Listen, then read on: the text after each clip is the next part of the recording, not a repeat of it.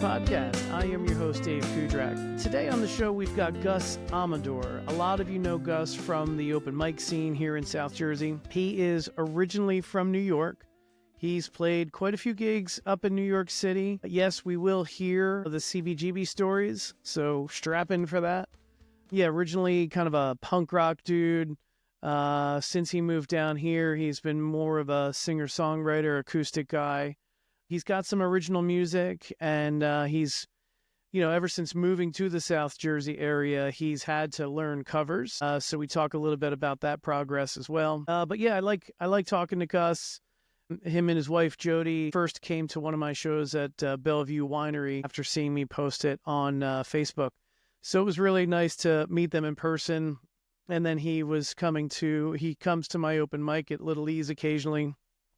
But yeah, he's a real nice guy. No shortage of words with Gus. I mean, the boy loves to talk. So it's a good conversation. We have a good time. So we do get 2 original songs from him at the end. So stick around for those. And yeah, here's my conversation with Gus Amador.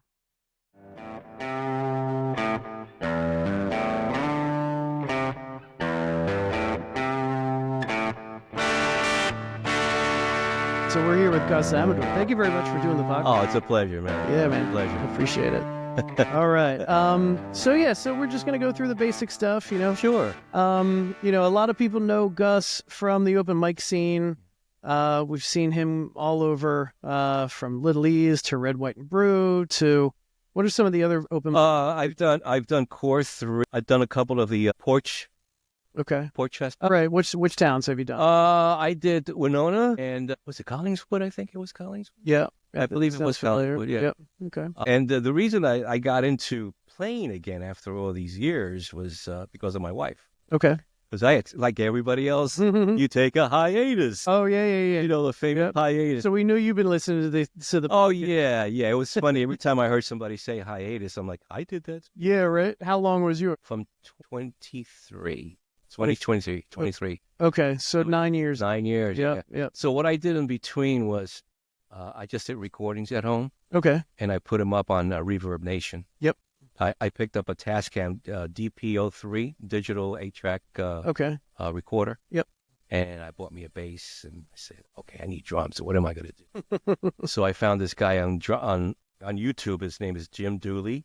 Okay. He puts a lot of drum tracks up there. Yep. So I joined his website. It was like $5 a month. Yep. So I downloaded some tracks, and I started building songs backwards: drums, bass, guitar, and then lyrics. Okay. All right. And usually I always done it the other way around: was guitar, acoustic. Yep. And lyrics, and then some chord progression and stuff like that. Okay. Yep. So she's the one. My wife is the one that got me back into it, because when we moved here in November of 2022, I used to live in upstate New York, where I played a lot. I played around there, but the music scene it wasn't as vast as it is here. Okay. I was very, there's so many like certain coffee shops you can go and play, you open mics and stuff like that. Yeah. I played in New York City a couple of times. Yep. Yeah, I definitely want to talk about that stuff. Yeah. So when you say upstate New York, how far up? Well, okay. Everybody, when you're born and raised in New York City, anything out of New York City north is upstate. I got you. It's upstate. Basically, Westchester County, which is a county north of New York City after the Bronx. Yep. Then you have towns like Yonkers, and it starts going up with different towns. I was in the north part of Westchester County. Lived there in Mount Kisco. Gotcha. Okay. All right, cool. So, but before that, like I said, I lived in the Bronx, and I don't know if you want me to go back to when I started playing. Yeah, well, I mean, I usually ask, guests kind of where their musical journey started, so sure. Yeah, I'm all over the place now. No, it's all right. Well, my musical journey started when I saw the Beatles on the Ed Sullivan Show in 1964. Okay. I was 8 years old. Wow. All right. So I'm an old fart. I'm older than you. You are. Yep. But, and growing up in the 60s and 70s, AM radio was prevalent in the 60s. I had a little transistor radio that I would listen to music all the time. Okay. And then the 70s came around, and then you had the FM. FM started. So it was freelance. The DJs could play whatever the heck they wanted when it was great. Right. There were no like programs. No programs like there is now. So I hadn't picked up an instrument yet. I was always into music, always into music, always into music. And in my senior year, not my senior year, my freshman year of high school, I was going to a small high school down in New York City. And it's very tiny. We had like 20 freshmen in this class. I don't know where my mom got the money to pay for this high school. It was a prestigious high school. Oh, wow. I don't know where the hell she got the money. Yep. But she hustled. And every Friday after, it was half a day on Friday. So the school had like a library. So I used to go there, and one of my classmates was, we would go there and listen to music. Okay. So he introduced me to Jimi Hendrix. Wow. Grand Funk Railroad, Yep. Humble Pie. Nice. And I got into Jimi Hendrix, let me tell you. Where did this guy come? Yeah. This guy's fantastic. And Yeah. next thing I know, he's dead. Right. Sure. Yeah. Yep. So, still, I haven't picked up an instrument. Mhm. I haven't done anything. My family decided to move back to Puerto Rico. My senior year of high school. Oh, Okay. was I pissed. I can't even imagine. Well, the thing is, I was a jock in high school. This little guy you see here, he was a jock. He played baseball, football, basketball. Mhm. That was my thing. Sports was my thing. I'm an only child. Okay. So Yep. sports was my thing, period. Mhm. Everything was sports. So came down to Puerto Rico my senior year. I still haven't picked up an instrument. But again, I was always into the music, listening to music. They had one English-speaking radio station on there. And Don Kirshner used to have a show on the radio. He used to play the hits of the week or something like that. Mhm. That was good for a while. I went to my first year of college down there, my freshman year of college, and my cousin Andy, who I grew up with in New York City, had moved to Puerto Rico like years before I went down there, and bumped into him in college. I'm like, oh my God, how you doing? Nice. I go, I got this guitar, but I don't know what to do with it. So I bought a guitar, like nylon string. Okay. It was Yep. terrible. It was like Where did you get it? I don't remember. Dude, this is like 40 years ago. I just wasn't sure if it was maybe like a yard sale or just. Nah, there's some yard sales back then. Who knows where I got it from? I don't know where I got it from. So I told my cousin, can you tune this guitar for me? So he tuned it up. I had a little cassette recorder, so I recorded the tuning. Oh, cool. Yeah. Oh, that's a good idea. Yeah, Yeah. I still have it, by the way. Do you really? Oh, it's all hissy and stuff. That's hilarious. So he showed me like 3 or 4 chords, and I started writing songs. But not normal songs. Okay. These songs were like 2 to 3 pages long. Oh, really? They were like marathon. I'm like, I don't know what I was doing. And I didn't know how to play well. I used to pick. Okay. You know, I was a finger picker. Yep. Then I discovered a guitar. There you go. And I'm like, you know, I can pick with my finger. I can strum. Yeah. This is fantastic. That's great. I love it. So I started writing normal songs, sort of. I still have all these lyrics. I have a notepad like this big with all these songs. Sometimes I'll sit down and look at them. I would laugh my ass off. What was I thinking when I was writing this stuff? This is crazy. Heartbroken? My heart's not broken. What the hell is going on? Who do I miss? I don't miss anybody. I just got a girl in college, whatever.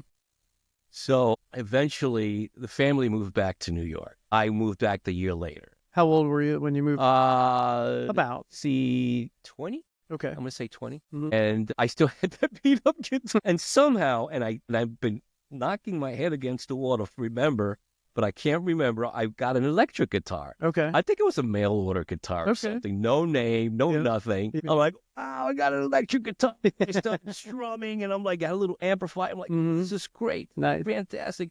Got a little distortion and MXR distortion. Okay. Yeah. And then I got the chorus. Mhm. Then I got the compressor. Okay. Compression. Yep. And I'm like, oh, this is great. So I said, okay, I got to be in the band now. Yeah. Right. You got all the gear. Might as well do it. Terrible player. I couldn't play for shit. Yeah. Right. So I answered an ad in there's this paper that used to be called The Village Voice. I don't know. I've heard of it. Yeah, it was really big for many years. Sure. So I answered this ad. I called the guy up. I go, hey, listen, I'm a guitar player. I know you're looking for a guitar player. He goes, yeah, we're two guys from the Coast Guard. We're down here in Lower Manhattan on Governor's Island. If you want to come down, check us out, bring your guitar. I have to put your name on the list so you can get on the ferry to go to Governor's Island. Okay. Because, it's, military. Oh, I see. Coast Guards. Yep. So I go there and I play and I record it. Okay, again, I'm one of those people who like to record everything. Okay. And it's terrible.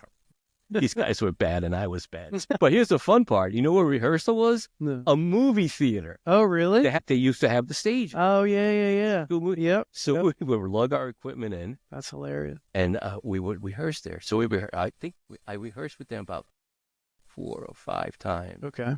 What kind of music? Like rock music, metal music, or quote unquote punks. Punk. Okay. Punk, 3 chords fast, trying to make sense of music, whatever. I had some material, and I thought my material was better than theirs, but I was joining their band. Right. So a little while after the 5th time, I was like, I haven't heard from these guys. I don't know what's going on. I get a letter in the mail. Mm-hmm. Yeah, the guy named Woody sends me a letter. This is the guy I spoke to. Was the leader of the band. Okay. He goes, well, Gus, we met these guys from the village. They're kick-ass. They don't take crap from anybody. And we told them that you were in the band, but you were kind of mellow. Mm. And they said, no, we don't want to deal with a mellow guy in the band. So I'm sorry to tell you, but I don't think we can use you in the band. Your songs are good. There's a lot of potential, but you need to get a better guitar. Oh, jeez. I said, oh, yeah? All right. So I went down to 40. I used to live in the Bronx. I took the train down to 48th Street that was known for all the music stores there. Your Sam Ash's, your Manny's, your Rudy's, Terminal Music. I didn't have that much money back then. Yeah. I couldn't buy a name brand guitar. Sure. So I found, I went to Terminal Music, and I found this Japanese make called Vantage. Okay. Beautiful guitar, which I still have to this day. Nice. Okay. I found the receipt the other day. Mm-hmm. I paid $225 for this guitar. Well, back then, that was probably quite a bit. That was a bit of money. I put it on layaway. You remember layaway? I remember layaway. $20 here, $20 there. Yeah. Yeah. And I started, I started writing more songs. I put an ad in the paper in the Village Voice. And this guy, Tony Damiano, answers it. Hey, I'm a drummer. I got this little recording space next to my garage, a little soundproof, whatever. Come on down. So, of course, there's no GPS back then. I had to get a map out to see where. I said, I know where that is. Yep. So I drove to the rehearsal spot, and we just started working on my songs. Okay. It was just him playing drums and myself. Okay, nice. Playing guitar. Yep. We got nice and tight. Mm-hmm. A guitar player came, didn't fit what we were doing. Mm-hmm. He was too good. It happens sometimes. I don't need this guy. Then we got these 2 brothers. Forgot their names. Lou and Gene, excellent musicians. Okay, Gene played guitar and Lou played the bass. These guys were top notch. Yep. And I felt this big. But Tony the drummer, man, I love, to this day, Tony and I, you just spoke the other day. Nice. That's awesome. So we rehearsed a few times. We went to a rehearsal studio. I recorded it. And who was singing? It was they sang their songs and I sang. Oh, okay. The songs I wrote. Gotcha. And I would back them up on their songs. I was more of a rhythm guitar player. I've always been I've always loved rhythm. Okay. Yep. So I go away for a week. That's never a good sign. And when I'm away for vacation, I call Tony up. I go, Tony, what's going on? Well, Lou and Gene, they wanted me to go with them because they don't want you in the band. Oh, my God. And Tony goes, I said, no. He started the band. I'm going to hang out with Gus. Nice. I'm like, oh, thanks, man. I appreciate it. He goes, don't worry. I know Mike Ferrigno. He's my bass player from my old band when they grew up in high school. I'm going to call him up. So Mike finally showed up. Mike was a tremendous bass player. Awesome. He's a tremendous bass player. Yeah. But we played super fast. You write a 3-minute song, it's like a minute and a half. Nice. And Mike used to go, God, you play too fast. That's the way it is, man. It's called punk. So in the meantime, I used to go down to the city to all the clubs. CBGB's was my place. Yeah. I've always wanted to go there. Never. Let me tell you, man, what a riot, man. Because I read about it in music magazines and stuff like that. And I said, I got to go there. So I used to take the train. And then I eventually got a car, started driving down there. I went to, I saw John Cale do a live recording of a live album he did called Sabotage. Oh, cool. So if you find it, it's a really good album. Is it? Yeah. Yeah, it's on YouTube. It's on Okay. YouTube. So I go back to the guys. I go, I think we got to play CBG. That was the place to play back then, for sure. It's the place You know? to play. So me and Tony, we go down to CBGB's, and we speak to the owner. His name was Hilly Crystal. He Okay. passed away many years ago. Yep. And I go, okay, this is us. This is our cassette tape. Well, we got opening on a Monday. I said, that's okay. Mm-hmm. Yeah. And it's a showcase. Sure. No, showcase is okay. Yep. So it was June 30th of 1981. Okay. Monday. Nice. Got a crew of people come down Yeah. to CBGB's. We worked out like a 45-minute set. Okay. All original music. All original. Yep. No, I've always been an original person. Okay. When I came down here, it's totally different. I booked the gig Mhm. with Hilly Crystal, and we go down there and play, and we're playing, and we're so fucking nervous. Sure. Oh, this is CBG. So many Mhm. people have played down here, Yep. and we're playing, and our friends are like, yeah, Mhm. yeah. So right before maybe the third or fourth song before we finished the set, this guy screams out, "That ain't rock. That's just a pile of." And I'm like, short temper Hispanic. Uh-oh. Well, I don't see you doing anything, buddy. Why don't you come up here and do something? Oh, no. And see how tough you are after this. Nothing happened after the set because my friends just, Well, that's good. they surrounded me. Yeah, that's good. I found out that around the corner from CBGB's was the headquarters for the Hells Angels. Oh, jeez. And this guy was from the Hells Angels. And I'm like, what the hell? I got the hell out of there. Yeah, right. I don't blame you. Didn't play with the guys there. We went to we played only 5 gigs. We played CB's once. We played Gertie's Folk City, which is very famous. If you see the Bob Dylan movie, he plays there. Okay. Gotcha. And there's this place in Yonkers called the Rising Sun. We played 5 total shows altogether in about a year that we were together. You know, we all had jobs and stuff like that. You know, rehearse once a week. What was the name of that band? The Quiz Kids. The Quiz Kids. With Nice. Z's at the end. Okay. Quiz. Okay. Yeah. Because that's fancy. Yeah, right. At the end, we were so tight. You've been in bands before. I've been in like basically one band. Okay. Yep. You ever got that feeling that we were really tight? A couple times. You know that? Yep. You look at each other and you knew what the other guy was going to. That's how it felt near the end. Mhm. We eventually broke up because the bass player, you know, he had a family he had to take care of. Tony had his thing. And I'm like, I got depressed. Right. So broke up the band, didn't play out or anything, just stayed home, moping around. Answer another ad in 1985 with the Village Voice. All right. This local band around where I lived at that time in Northeast Bronx called The Rave.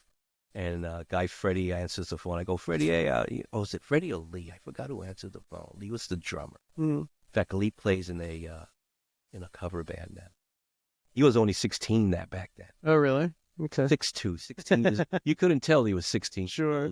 Yep. So I went there and I told the guys from the start, I said, listen, I just want to be a rhythm guitar player, backup singer, and I'll throw in 2 or 3 of my songs. They said, oh, that's great. Good. I learned all the material. Nice.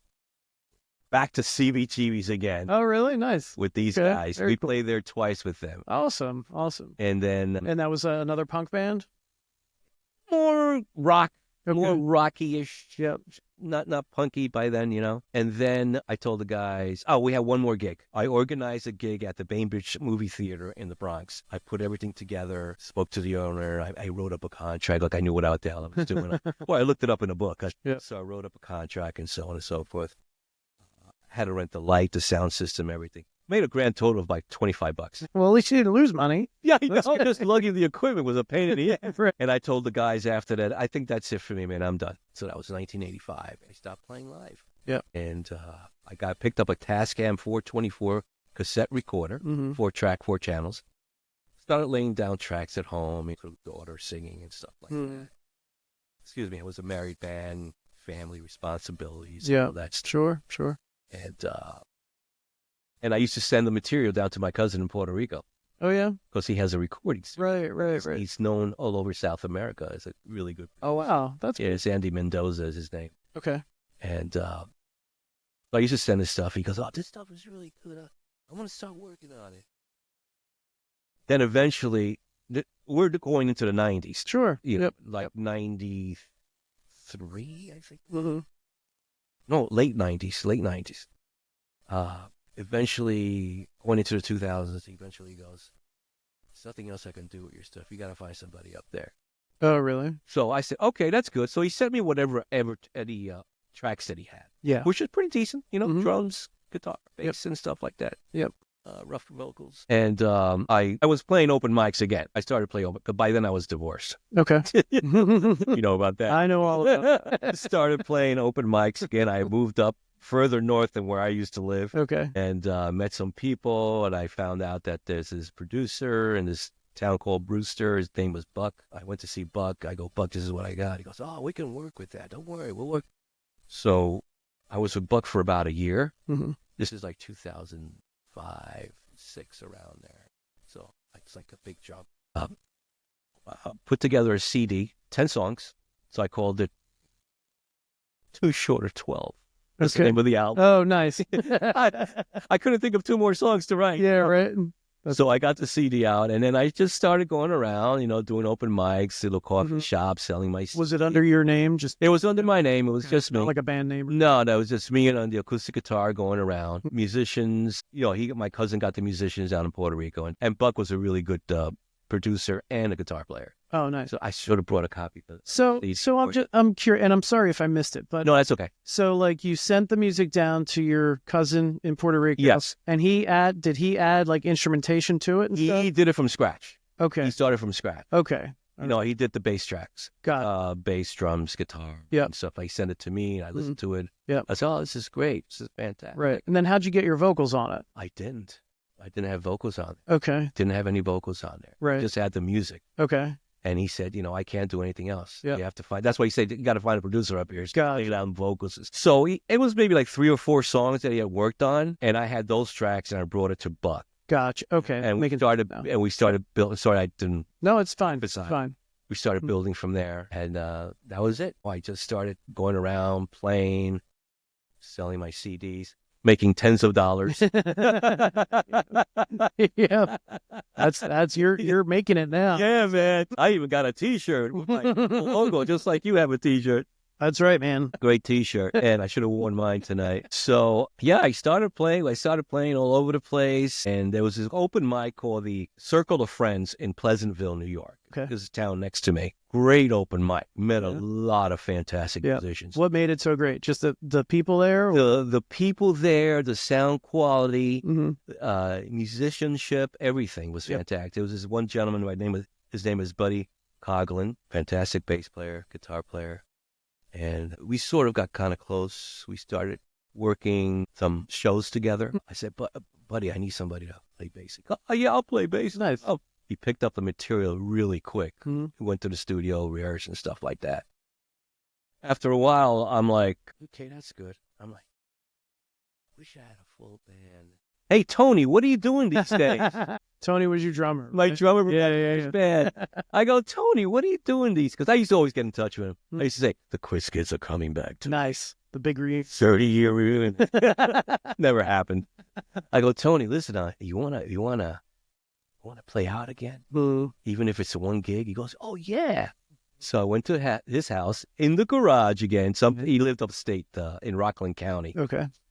And it was just me and him on drums and guitar, just learning the material. Very cool. And then I called up Buddy. I go, hey, Buddy, I got a drummer. I think we should start rehearsing together. Okay, cool. So we started rehearsing. I think we rehearsed maybe, trying to remember, 3, 4, 5 times. And I booked a gig in the town of Pleasantville that I told you about. It was fantastic. Awesome. It was great. I had a couple of friends open up the show. And it was just me, Tony, and Buddy. We call ourselves the BGT band because that's original. Buddy, Gus, and Tony. You know, have video, have audio, and when you have a few drinks, you sit down and watch it. And I'm like, oh yeah, that was a good show. Hey man, it's a moment in time, you know. Moment in time, you know, sealed in time. Yep. So after that, I didn't play. We just broke up the band. It was a one and done type of thing. Gotcha. I did a couple of acoustic shows, and I said, this is 2014. This is, I'm like, that's it, I'm done. I shot my load. Went full circle from Tony to Tony. Yeah, right. Yeah. Full circle. And like I said before, I just started recording at home and putting out stuff on ReverbNation.com. Okay. So you didn't play live, but during that hiatus, you were still recording. I was still recording at home. That's why Yep. I got a bass and stuff. I also got tinnitus because I was playing too loud. Oh, of course. yeah. Yep. It comes and goes. I'm the same way. Yeah. It's too many concerts, too many heavy metal concerts. Yeah.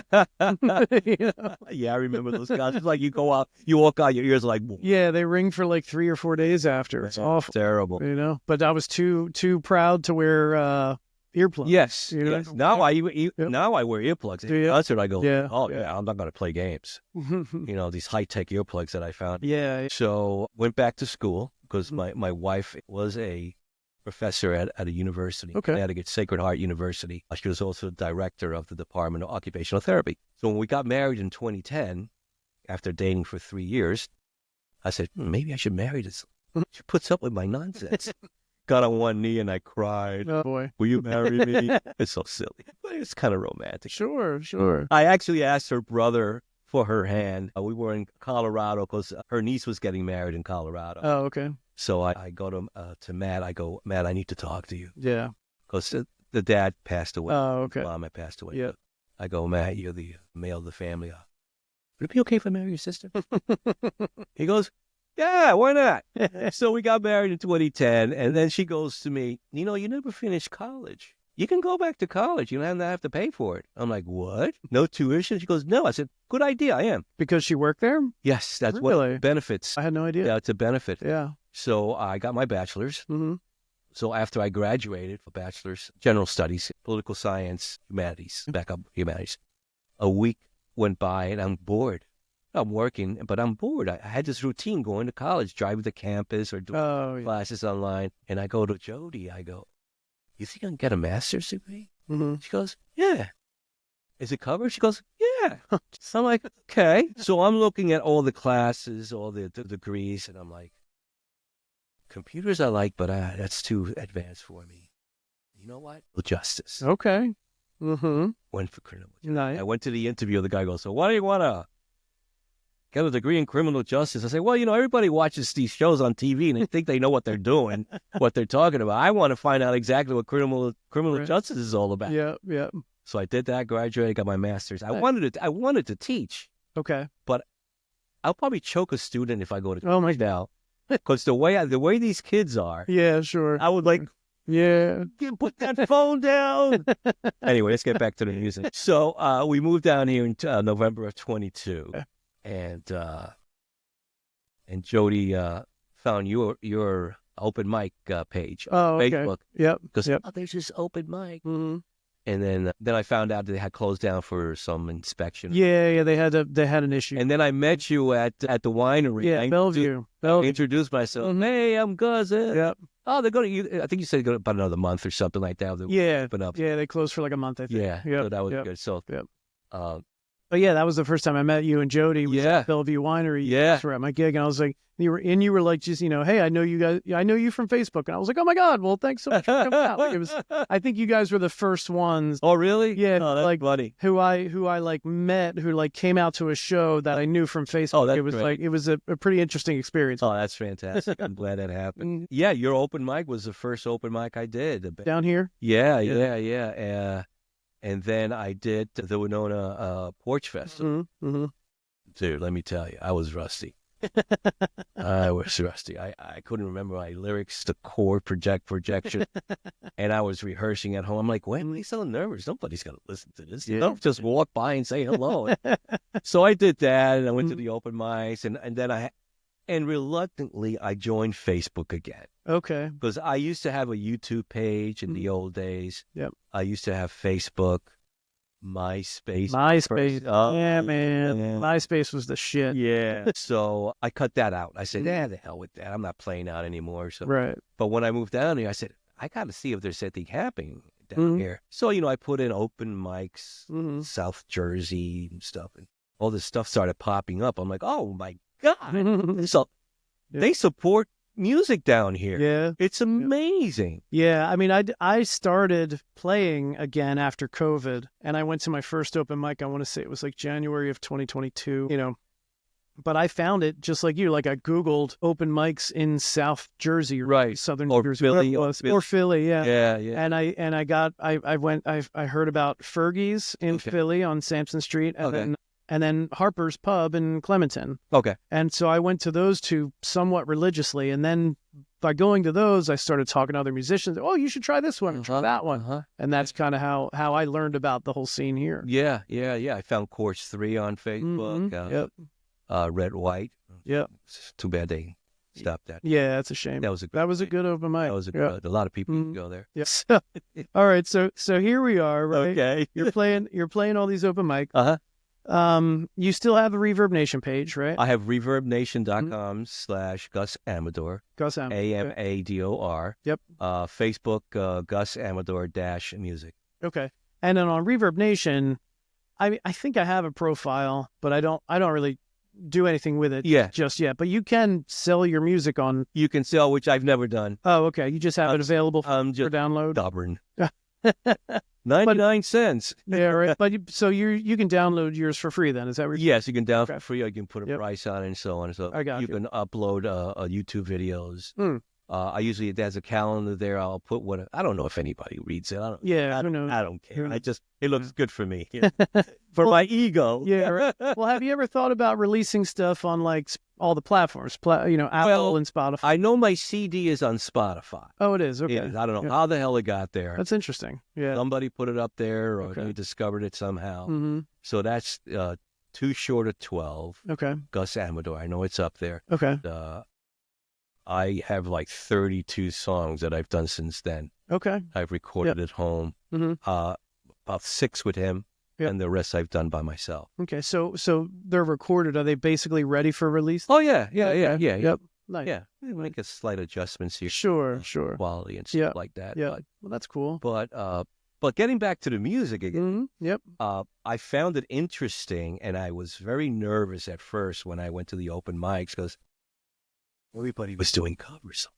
Oh yeah, the whole scene down here. I know it's probably not what you're used to. I'm not used to cover songs. Mm-hmm. So my thing of cover songs is cover songs that I like, obscure cover songs. And there's one I played one night, and you go, who's that? Right. I go, it's Howie Day. Look him up. Yeah, exactly. Yeah. I do Howie Day, David Gray. I've done Lucinda Williams, Fountains of Wayne, besides their hit song. Right. The deeper cut. Let me tell you, man, this is a great band, they were a great band. Yeah. The material was fantastic. I'm not familiar other than the whatever their hit song was. Yeah, they're a Jersey band. Mm-hmm. They were a great band. Mm-hmm. Great. I got addicted to them over this. Nice. Yep. I'm like, these guys are good. So your catalog consists of mostly original music, some covers. Yes. With the original music, what's your songwriting process look like? I always ask everybody that. Yeah. Like I said, originally in the old days was I'd be sitting down watching TV. I'm like, oh, this sounds great. Yep. And then a song clicks into my head, some lyrics, and I start writing. There's this one song that I wrote in 1981 called Love on Hold. Okay. This song took me exactly 15 minutes to write. That's a great title. I like that title. Don't take it's copywritten anyway. I played it out too. Yeah. From beginning to end, music, lyrics, structure, everything, 15 minutes. That's awesome. Yeah. And I'm like, ooh, that's a good song. And people ask me for the song. When I play that one and done gig, I go, yeah. In Pleasantville with Tony and Buddy, I go, and the next song is called Love on Hold. Somebody goes, yeah. Who the hell remembers that song? So my process now is just strumming the guitar at home. Over the years, I've recorded little bits here and there, and I just recently I started listening or watching videos of little bits that I've done. I'm like, oh, that could be a good song. Oh, that could be a good song. But it's mostly chord progressions and then lyrics. Or if I hear a line somewhere, somebody say something, I'm like, oh, let me write that down. Right. Stick that into a song or something like that. Okay. Nice. It's like, oh, that's a good idea. So there's no really, the other way that I did was, like I told you, with the drums. Right. So there's no really constant formula that I have. All right. Would you say, what would you say you're better at? Like the music part of it or the lyrics part of it? I think I'm more of a lyrics writer. Oh, really? Okay. Yeah. I really put a lot of emphasis in my lyrics. A few of my songs are what I call observational songs. Okay. I observe what's going on at the present moment, politically or basically politically. That's basically Well, that's dominates the news nowadays. So yeah. And it doesn't matter who's in charge. I pick on everybody. Okay. I've always picked on it. I'm what I call a political atheist. I don't belong to any political party. I hear you. Therefore, I can criticize everybody. Right. Yeah, I get it. I had a song about fracking. I was very anti-fracking. Yeah. I had bought some property all the way upstate, and it came with a fracking lease. Oh, wow. And I'm like, damn it. But it expired, the fracking lease. So it got me into learning about fracking. Oh, okay. All the inconvenience about fracking. Yeah. And all the chemicals they put in to do fracking. Yep. So I wrote a song about fracking. Okay. Anti-fracking song. All right. Well, hey, we all need something. Yeah. And I don't mind that. I'm on board with that. Your typical love song or one of the newest song that I wrote was it's called Bits and Pieces. Sometimes when you're by yourself, there's these memories that come to your head like, yeah, I remember that. Yep. I'm like, I can write a song.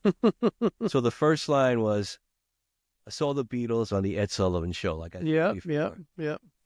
Another line was, in 1969, my favorite teams won it all, baseball, football, and basketball. Because I lived in New York. Okay. So baseball, football, and basketball were the Knicks, the Mets, baseball, football, and the Jets. Okay. They won everything. Oh, wow. 69, 70. Interesting. Yeah, that's cool. I wrote about a friend of mine in high school that we used to go to the library, listen to music. Yep. We went to see Grand Funk Railroad at Shea Stadium. Oh, wow. And then at the last line on that particular verse, I go, I wish I wonder where he is today. Well, unfortunately, I found out 2 months ago that he passed away. Oh, that's a shame. Yeah. I was like, I've been trying to find this guy for years. Yeah. I know he passed away. That's a shame. And then there's another verse about, learning how to play guitar and stuff like that. Very cool. Bits and pieces go through my mind. Happens all the time. That's the way life is. Awesome. Yeah. So stuff like that. Songs about kids, my kids, and How many kids do you have? Let's see now. With Jody, it's a lot of counting. No. I have 3 daughters.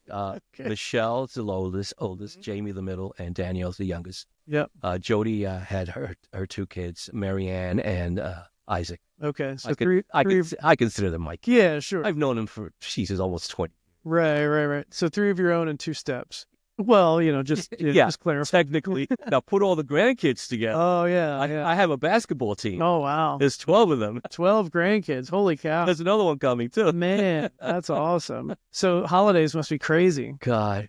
Where are we going this time, honey? We're going to Hackensack. Are we going to Weehawken? We're going to... Well, we live near Philly now because my stepson lives in South Philly. Okay. So that's good. So what brought you... I'm not sure we covered it. What brought you from New York to South Jersey? Economics. Yeah? It just got too expensive up there? The county that we lived is a very expensive county. Yeah, Westchester, right? Yeah, it's upper middle. Yeah, I used to, during the mortgage boom in 98 to 2006, I worked in the mortgage business. Oh, okay. And so, I would be like, so where are you looking to buy a home? And they'd be like, Westchester. I'm like, oh, here we go. Good. $1 million homes. Not only that, taxes are ridiculous. Yeah. It's insane. Yep. So before the pandemic, right before the pandemic in 2019, I started doing research. So I go to my wife. I go, there's this town called Pittman. We should go over there and check it out. Mm-hmm. So there's a bed and breakfast there. We went to the bed and breakfast. We were all here for a week. And I'm like, love this town. It's a cool little town. It's a real town. Yeah. It reminds me of a town up from where I was originally. So we also went up to Jim Thorpe. Jim Thorpe's so cool, too. God, yeah, town is good, but it's not good. Dollar stores and... pizza places. Every 2 minutes you saw a dollar store, pizza place. Well, excuse me. They have that. Jim Thorpe has that downtown area, No, it was nice. Yep. But Jody's like, I don't like it. I said, okay, whatever. So. It's also out in the middle of nowhere. Yeah. It's the gateway to the Poconos, they call it. Yeah, and then, I started looking at, propane for energy. Oh, right. Septic, and I'm like, I really don't need a headache, That's a lot of work. So then the pandemic hit, but I just kept on looking online. I go, honey, look at this place. Mm-hmm. So she retired was it 21 she retired? Okay. I believe in 21. Yep.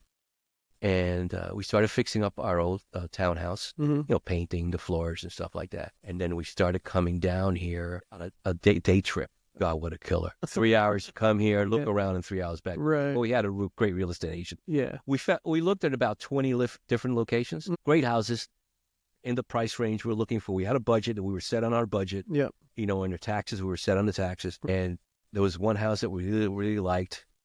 But then I'm like, do I really want to start cutting grass, shoveling snow, fixing the roof? And then we found this townhouse in Williamstown. We walked in and we looked around. I looked at her. I go, this is the one. This is the one. All right. So you're in Williamstown now. I'm in Williamstown. Okay. Now. Very cool. Williamstown's nice too. Yeah. I wish the downtown was more active. Yeah, there's not much of a downtown. Well, they got the brewery. Yeah.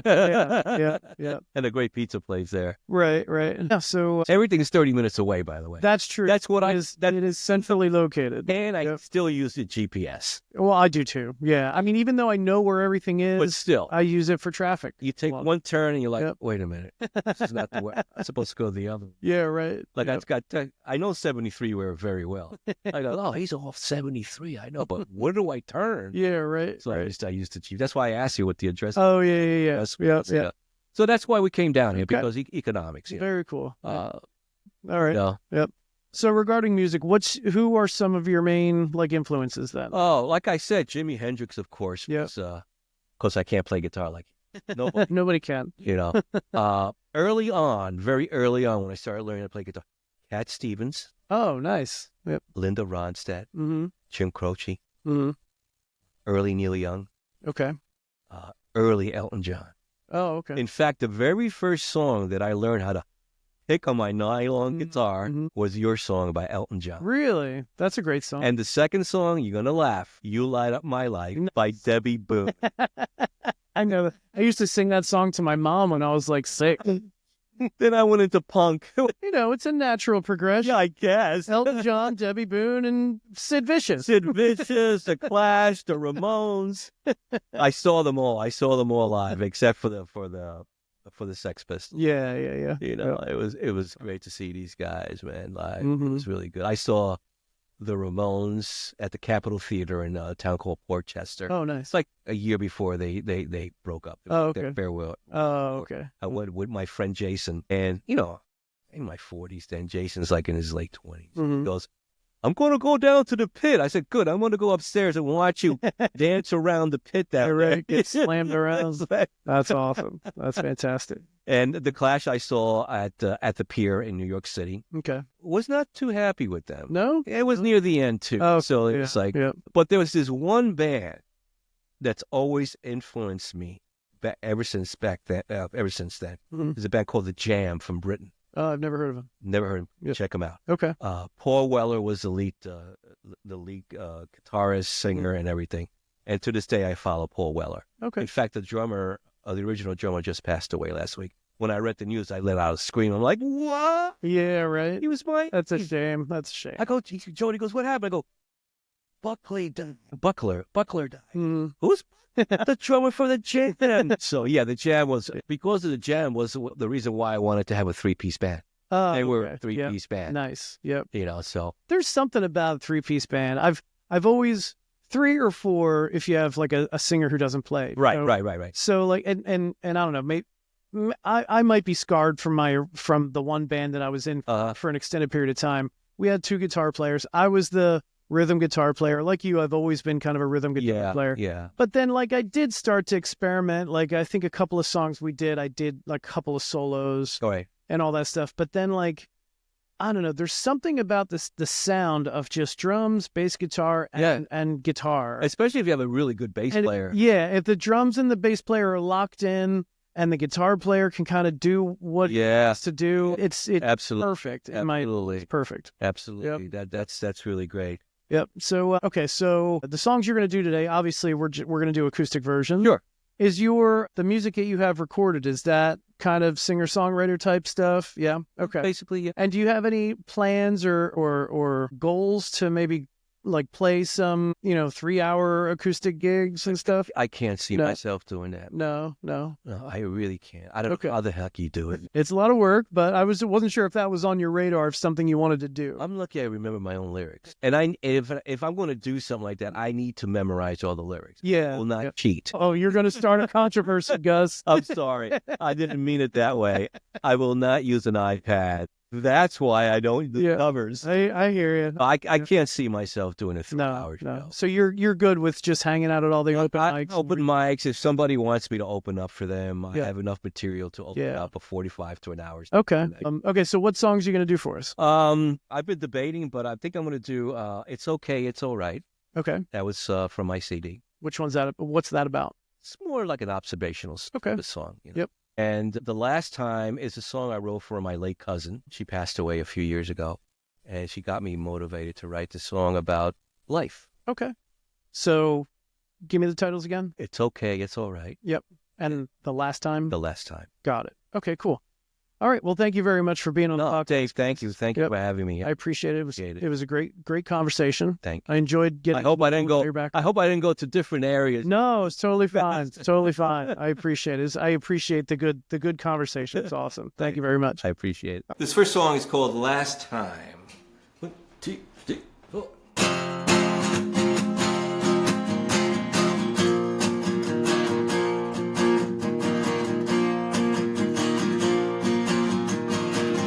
Last time you close your eyes is when life catches up with you. The last breath you sigh is the spirit passing through. Make all amends and no regrets, 'cause each day that passes could be your last.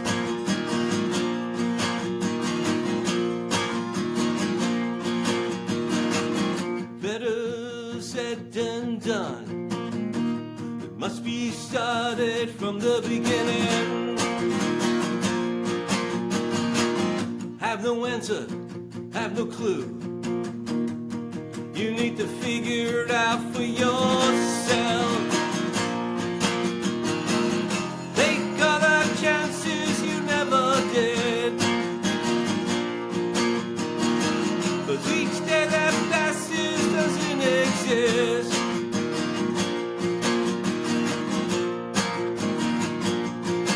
Hey!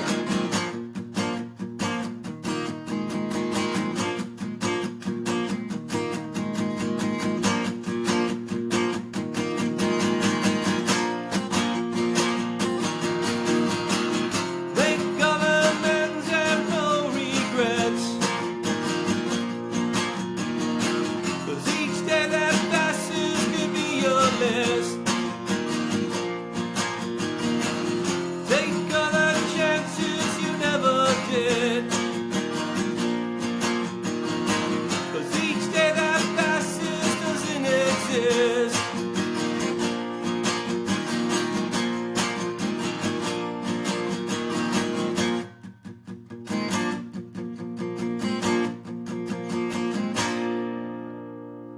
All right. Thank you. All right. So that sounded great. Thanks a lot. Okay, this next song, it's called "It's Okay, It's All Right." 1, 2, 3, 4.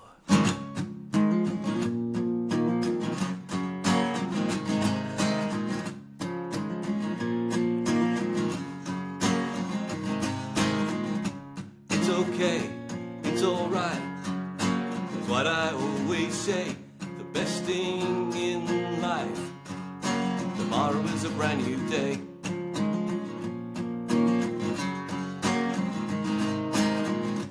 Well, you think you're in love, but that's a concept you can't grasp. Doesn't make sense at all when you gather up all the facts.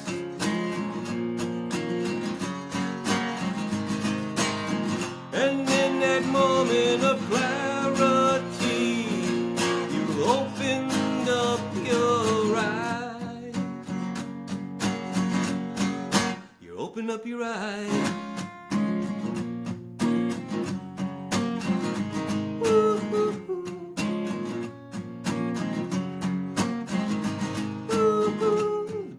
burn out, then fade away. That's what Neil Young would say. Hey, hey, my rock and roll will never die.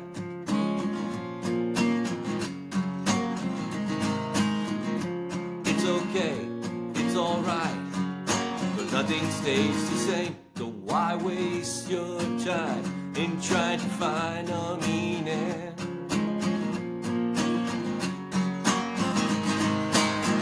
And when you read the Sunday Times, the headlines hypnotize. And in that moment of clarity, you opened up your eyes. You open up your eyes.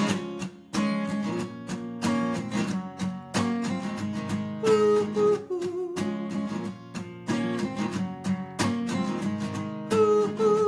It's okay, it's alright.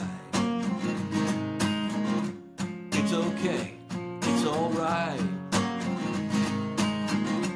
It's okay, it's alright. It's okay, it's alright. All right. Thank Very you. nice. Very nice. Thank you.